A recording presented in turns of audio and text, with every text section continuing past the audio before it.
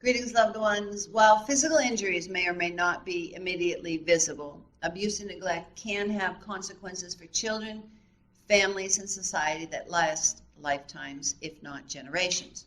The impact of child abuse and neglect is often discussed in terms of physical, psychological, behavioral, and societal consequences. However, it is impossible to separate the types of impact.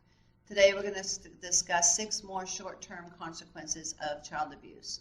Help us get these messages out. Please subscribe to our channel, follow us on Facebook, Instagram, and Twitter. Hit the like button and the notification bell, and please share these messages with others because you could save a life. So let's talk about these other. In our last episode, we discussed 6 short-term consequences, and today we're going to discuss 6 more short-term potential consequences of child abuse and neglect. Depending on their age, children who experience abuse and neglect can respond to it in a variety of different manners. Preschool-aged children or toddlers may start bedwetting and displaying signs of severe anxiety. Elementary school kids might have low grades or very few friends. And some teenagers experiment with drugs or alcohol and fight with their family members, though these aren't always signs of abuse or neglect. So, the first of the 6 today is depression and anxiety.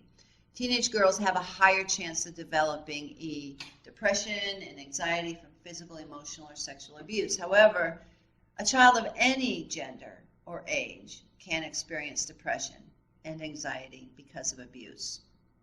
Feelings of guilt and anger are also common among adolescents. The second is an altered sleep cycle. Those abused as children may also experience altered sleep cycles like nightmares, sleep disturbances, and hypervigilance that can contribute to their sleep problems. These symptoms, they typically occur in preschoolers but can occur later in life as well if PTSD and or anxiety are present. The third thing is regressive behavior. Regressive behavior occurs when a child regresses to an earlier developmental stage emotionally, socially, or behaviorally. Wanting a bottle or pacifier after they have already been weaned off of them is one example of regressive behavior. Age regression can occur to people at any age. Children around 3 or 4 years of age may also show regressive behavior after witnessing domestic violence. The fourth one is separation and anxiety disorder. Preschool-age children may develop a separation anxiety disorder because of abuse and neglect. Symptoms of this disorder include constantly shadowing a caretaker around the house, as well as stomach aches and dizziness in anticipation of separation. And number 5 is low self-esteem. People abused as children may develop low self-worth. They may internalize the abuse and believe that they caused or deserved it. These feelings of incompetence and shame can carry into adulthood and become long-term effects of child abuse and neglect. And number 6 is engagement in risky behaviors. Teenagers may start to engage in unsafe sex or start abusing drugs and alcohols as a result of abuse or neglect from loved ones. They may also start fights in school or bully others, though this behavior is observed more often in boys than girls. So what are some possible signs of abuse in children? Many people abused as children are afraid to tell someone about it, and this may stem from shame or confusion. It also could occur if the abuser is a parent or trusted adult. That's why it's important to remain aware and alert for signs of child abuse in anyone under your care. So let's talk about some common red flags of physical abuse, sexual abuse, emotional abuse, and neglect. They include unexplained injuries, sexual behavior or knowledge that is inappropriate for their age, depression, low attendance in school, poor hygiene. You may also notice disturbing behavior from the child's parents when they are around, and this can include verbal abuse, a lack of concern for the children's well-being, and severe physical abuse. While child health experts condemn the use of any kind of violence, some people still enforce corporal punishment to discipline their children. Even if the punishment is done to discipline the child, it still could be considered abuse. So let's talk about different types of abuse. Child abuse takes many forms. Some of them may even occur at the same time. So the first one is physical abuse. This is hitting, punching, and choking. There's several examples. Anything that puts a child in harm's way or that is meant to physically injure them, this is considered physical abuse. Number 2, sexual abuse. Sexual abuse includes any sexual activity with a child. Number 3 is emotional abuse, which is verbal assaults, ignoring a child.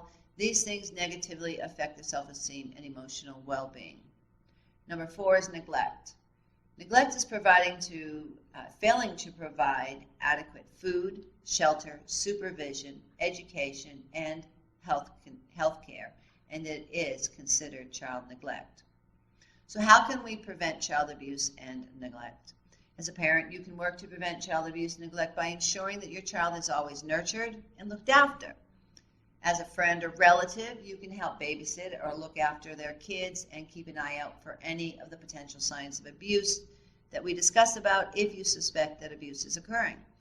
You can also get involved in the local community by developing parenting resources at the local library, asking leaders to create services to meet needs of different families, and volunteering at child abuse prevention programs.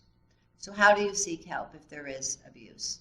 If you believe that a child has been abused, you must seek help for them immediately. You can contact the child's doctor, the local police department, or the 24-hour Child Help National Child Abuse Helpline hotline at 1-800-422-4453. We'll have it on the screen here and in the description of our video. This National Child Abuse Hotline can give you information on support resources, emergency services, and social assistance. If the child needs immediate attention, call 911. If you or someone you love has experienced child abuse, it's not too late to seek help. Talk to your doctor about the various therapy and treatment options that are available to you. And according to the CDC, remember, over half of all children in the world, 1 billion children ages 2 to 17 years experience violence every year. So the question is not if you'll encounter a victim of violence. The question before God is, what will you do when you do encounter them? You could be the person who saves a life. You're called. We are all called to be champions for justice. Those who suffer violence, they need to know that those who love them and those who don't even know them will reach out to them and give them the help and the courage they need before it's too late. Help us get these messages out. Please subscribe to our channel. Follow us on Facebook, Instagram, and Twitter. Hit the like button and the notification bell, and please share these messages with others. You could save a life. If you're a victim of violence, listen to me. You are valued, you are loved, you're intelligent, and you are worthy. God does not want you to suffer violence. He wants you to live free from violence in peace and tranquility. There is a way out. It's not your fault. Abuse is not love, and most of all, you are not alone.